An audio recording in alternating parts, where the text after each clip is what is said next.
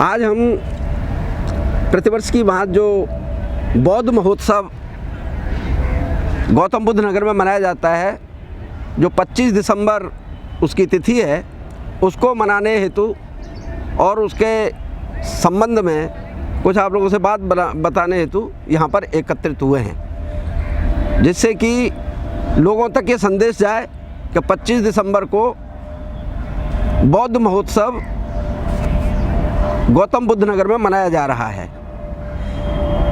इस बौद्ध महोत्सव में हमारे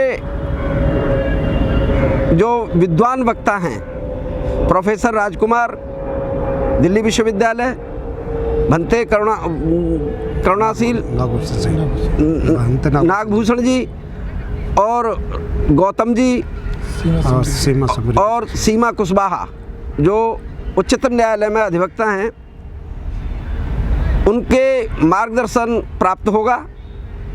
यह बौद्ध महोत्सव किसी विशेष समिति का नहीं है। जितनी बाबा साहब के नाम पे बौद्ध समितियां या भीम ज्ञान चर्चा या जो भी संगठन हमारे बने हुए हैं, उनके संयुक्त रूप से संयुक्त तत्वावधान में हो रहा है ये, और संयुक्त रूप से मना रहे हैं प्रतिवर्ष की भांति। इसमें लोगों को, समाज को जागृत करने के लिए, वर्तमान स्थितियों में उनकी महत्ता बताने के लिए हमारे को मार्गदर्शन प्राप्त होगा।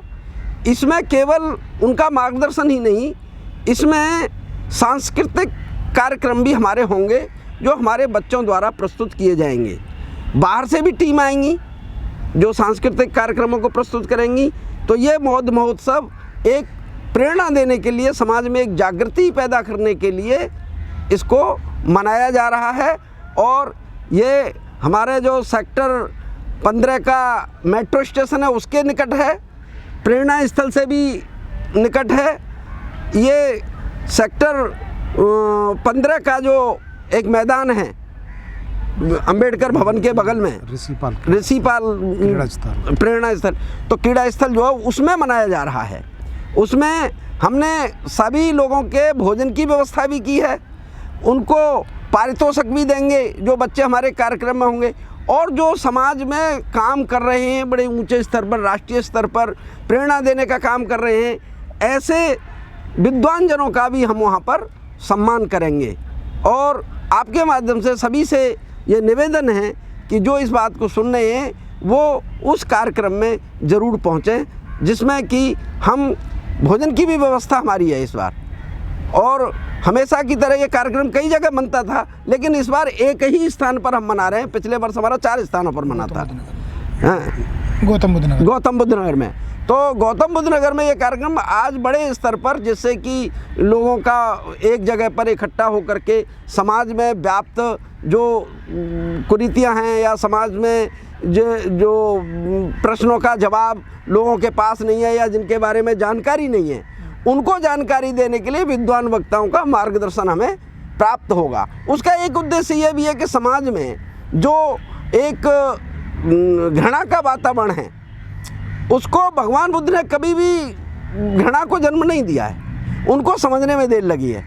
तो इसी कारण जैसे कि जब शिक्षा संस्थान अपने होंगे और शिक्षा संस्थानों में बौद्ध धर्म की शिक्षाएं या बौद्ध प्रेरणा या बौद्ध संस्थान बनेंगे, उन संस्थानों में शिक्षा का एक जो विकास होगा उसके बारे में डॉक्टर राजकुमार बताएंगे कि भाई अगर उन शिक्षण संस्थानों से अपनी विचारधारा के लोग निकलेंगे तो जो हमारे वर्ग से संबंधित छात्रों पर जो अत्याचार हो रहा है, उसमें किसी इंद्र मेघवाल की हत्या इस कारण नहीं होगी कि उसने किसी का मटका छू लिया। उस विचारधारा के लोग निकलेंगे जो कि वो अपने बच्चों को वही प्रेरणा देंगे। और आज हमारे संस्थान बनेंगे, बौद्ध संस्थान बनेंगे, उसमें शिक्षा संस्थान भी बनेंगे। इस प्रेरणा को लेकर के डॉक्टर राजकुमार और रमेश गौतम जी इस बारे में वो देंगे। हमारा इसका जो अंग है Bodhisattva Ambedkar education society of India भी इसका एक हिस्सा है। उसके अंतर्गत हम हर स्टेट में 6 स्टेट में हमारे विद्यालय चल रहे हैं और उसमें हम अपना तथागत की शिक्षाओं के आधार पर ही शिक्षा दे रहे हैं। और मेरा आप लोगों से, गुणी लोगों से निवेदन है, जो पत्रकार हैं, हमें उसके बारे में बताना तो हर एक कोई दे, हम बताना नहीं चाहते।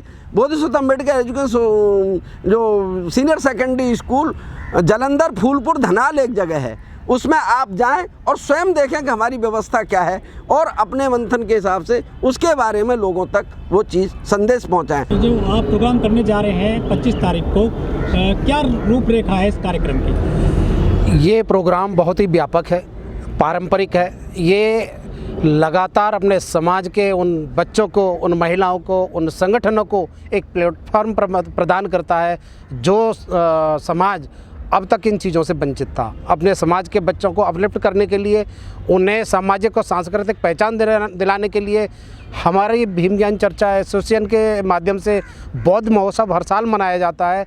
उस बौद्ध महोत्सव में हमारे समाज के जितने बच्चे हैं, महिलाएं हैं, विभिन्न संगठन हैं, उनके माध्यम से जो मंच पर कार्यक्रम होंगे, सांस्कृतिक छटा बिखेरी जाएगी, विभिन्न तरीके के नृत्य प्रस्तुत किए जाएंगे, विभिन्न तरीके के बच्चों के जो परिधान है, कोई ज्योतिबा फुले के परिधान में आएगा, कोई सावित्रीबाई के परिधान में आएगा।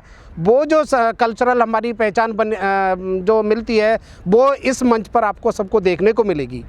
कितने संगठन हैं जो इसमें काम करेंगे, योगदान कर रहे हैं? इसके अंदर 25 है, तकरीबन 50 संगठन के आसपास हैं जो इसमें पार्टिसिपेट करेंगे और लगातार उनसे कनेक्ट हम लोग संपर्क में हैं और वो लोग अपना सहमति दे रहे हैं कि हम लोग आपके प्रोग्राम में बढ़ चढ़ कर हिस्सा लेंगे, आएंगे, पार्टिसिपेट करेंगे और जो उनकी जो सहयोग होगा किसी भी रूप में होगा, चाहे वो सांस्कृतिक रूप में हो, चाहे वो वैचारिक रूप में हो, वो हमें हर साल मिलता है और अब की बार भी मिलेगा। पहले तो आप सभी को बहुत बहुत शुक्रिया, धन्यवाद। आज यहाँ जो प्रेस कॉन्फ्रेंस हो रही है उसमें बौद्ध महोत्सव से संबंधित जो बातें हमें आप लोगों को बतानी हैं, उनमें से कुछ बातें हमारे साथी आपको बता चुके हैं। तो मैं आपको बता दूं कि इस बार जो बौद्ध महोत्सव आयोजित हो रहा है ये ग्रांड इवेंट है। इसके लिए जो कमेटी बनाई गई है, बौद्ध महोत्सव आयोजन समिति बनाई गई है प्रतिवर्ष की भांति। इस वर्ष उसके अध्यक्ष हमारे साथ खड़े हुए भाई सत्येंद्र प्रताप आनंद जी इस बार अध्यक्षता कर रहे हैं और साथ में हमारे जो हरिओम जी हैं, वरिष्ठ जन हैं, आप उसके सदैव संरक्षक रहे हैं, इस बार भी संरक्षक की भूमिका में हैं। भाई विनोद जी बराबर में खड़े हुए हैं, आप जनरल सेक्रेटरी की भूमिका में हैं। बहन हमारी रेशमा मैडम जी हैं, रेशमा बौद्ध, आप सचिव की भूमिका में हैं। हमारे साथ केपी सिंह जी हैं जो दूसरे संरक्षक हैं हमारे, आदरणीय मोहर सिंह जी जो इसके कैशियर हैं और बहन हमारी शिवानी बौद्ध हैं, ये सचिव की भूमिका में हैं। मुझे भी एक छोटी सी भूमिका इसमें मिली हुई है।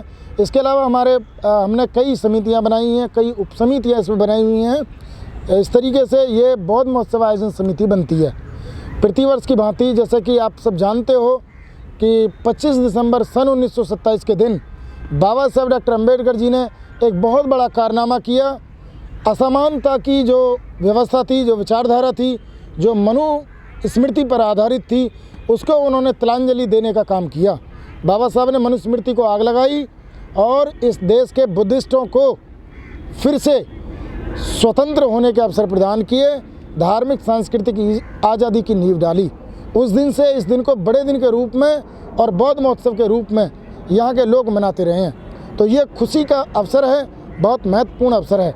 तो इस बार हम क्या खास करने के लिए जा रहे हैं, इस पे हमारे साथियों ने भी प्रकाश डाला है। मैं भी कुछ बातें आप लोगों को बता देना चाहता हूँ ताकि हमारे लोगों को ये बातें आगे पहुँच सकें। इस बार जो खास होने जा रहा है वो ये कि तमाम बुद्धिस्ट लोग, उनकी चाहे राजनीतिक संस्थाएं भिन्न हो सकती हैं, उनकी सामाजिक संस्थाएं भिन्न हो सकती हैं, परंतु एक उत्सव के रूप में जो लोग अपने घरों पर इस उत्सव को मनाते हैं वो इस कार्यक्रम में भी बढ़ चढ़ करके हिस्सा ले रहे हैं।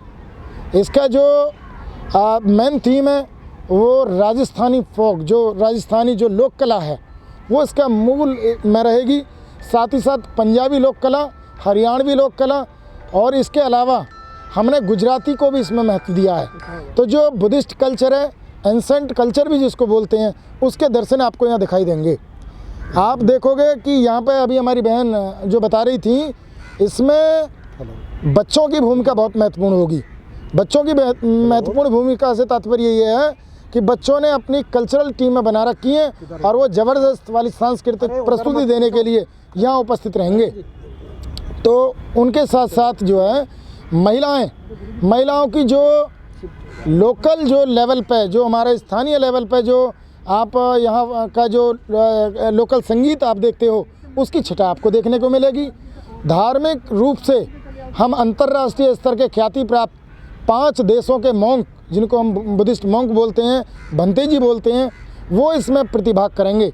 इसमें जापान, बर्मा, थाईलैंड, लाओस और कंबोडिया, इन देशों के बौद्ध मॉन्क हमारे मंच को सुशोभित करेंगे।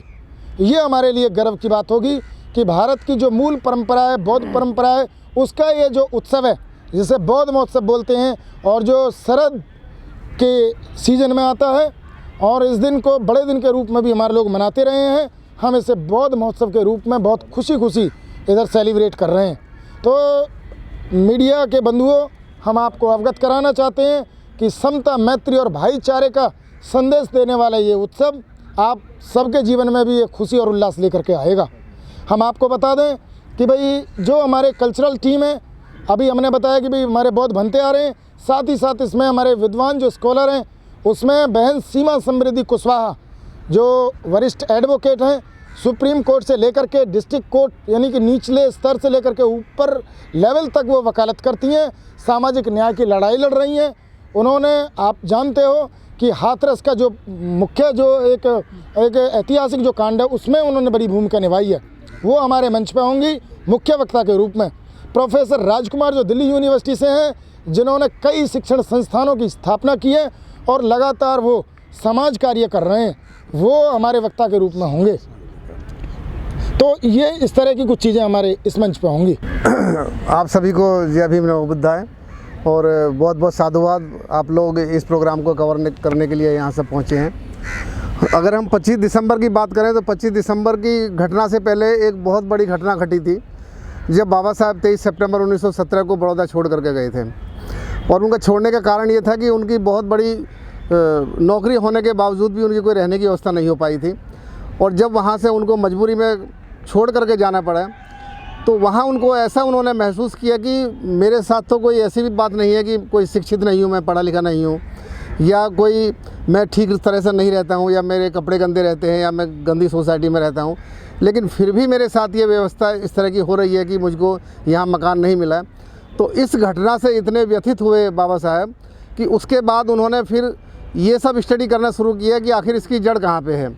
तो जब उन्होंने जो सारे जो ग्रंथ, ये धार्मिक ग्रंथ थे जिनको जो उन्होंने पढ़ कर के देखे, तो उनमें सभी में ज़्यादातर उनको ऐसा लगा कि यहाँ पे एक समाज के बहुत बड़े वर्ग के साथ में अन्याय किया जा रहा है। और उसी में एक मनुस्मृति नाम की जो बुक थी, उसको बाबा साहब ने जला करके 25 दिसंबर 1927 को ये संदेश दिया कि हम उससे सहमत नहीं हैं। हम एक ऐसा सामाजिक जिसमें सभी के लिए बराबर हो, मानव के बराबर अधिकार हो, समता, स्वतंत्रता, बंधुता पर आधारित एक व्यवस्था हो, ऐसी व्यवस्था स्थापित करना चाहते हैं। और वही व्यवस्था बाबा साहब ने स्थापित की। जब संविधान को उन्होंने बनाया तो सभी के लिए उन्होंने संविधान में समता, स्वतंत्रता और बंधुता के और न्याय के आधार पर ही उन्होंने सबको एक समान अधिकार दिए।